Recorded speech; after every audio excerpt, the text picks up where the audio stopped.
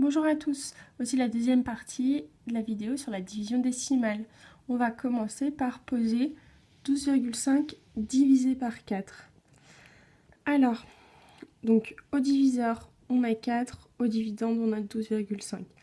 Donc pour commencer à travailler, on va donc devoir prendre 12. Pourquoi est-ce que je ne prends pas que le 1? Parce que le 1 est plus petit que 4, donc je ne vais trouver personne dans la table de 4, à part 0, qui pourra m'aider à travailler. Donc je prends tout de suite le 12. Qu'est-ce qui dans la table de 4 s'approche de 12? Eh bien c'est 4 fois 3 qui est égal à 12. Je mets donc 3 à mon quotient. 3 fois 4 égale 12. Je soustrais, il me reste 0.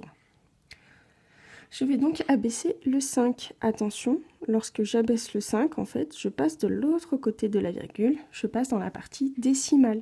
Je dois donc venir placer une virgule dans mon quotient. Puis je répète l'opération. Qu'est-ce qui dans la table de 4 s'approche le plus de 5? C'est 4 fois 1, qui vaut 4. Je mets donc 1 à mon quotient. 1 fois 4 égale 4. Je soustrais, il me reste 1.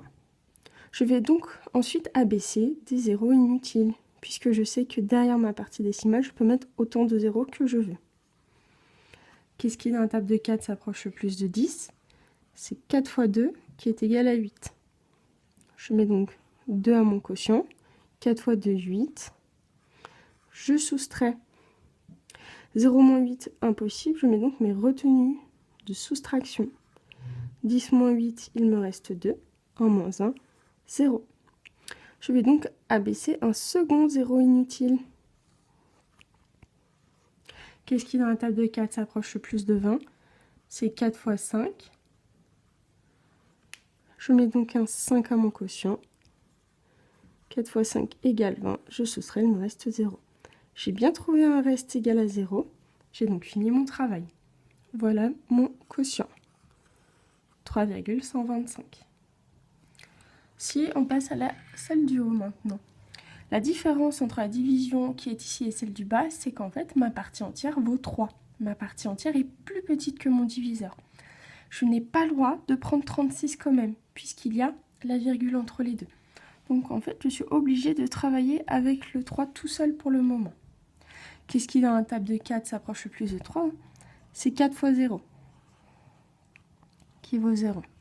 Donc je mets 0 à mon quotient. 0 fois 4, ça fait 0. Je soustrais, 3 moins 0, il me reste 3. Puis je vais abaisser le 6. Comme tout à l'heure, attention, en abaissant le 6, je passe dans la partie décimale. Je dois donc venir placer une virgule à mon quotient. Voilà pourquoi on n'avait pas le droit de prendre 36. Si on avait pris 36, eh bien, on n'aurait pas pu placer cette virgule, on n'aurait pas su où la mettre.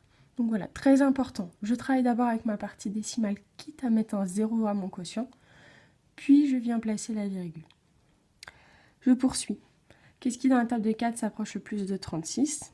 C'est 4 fois 9, qui est égal à 36. Je mets donc un 9 à mon quotient. 4 fois 9, 36. Je soustrais, il me reste 0. Puisque le reste est égal à 0, j'ai fini mon travail.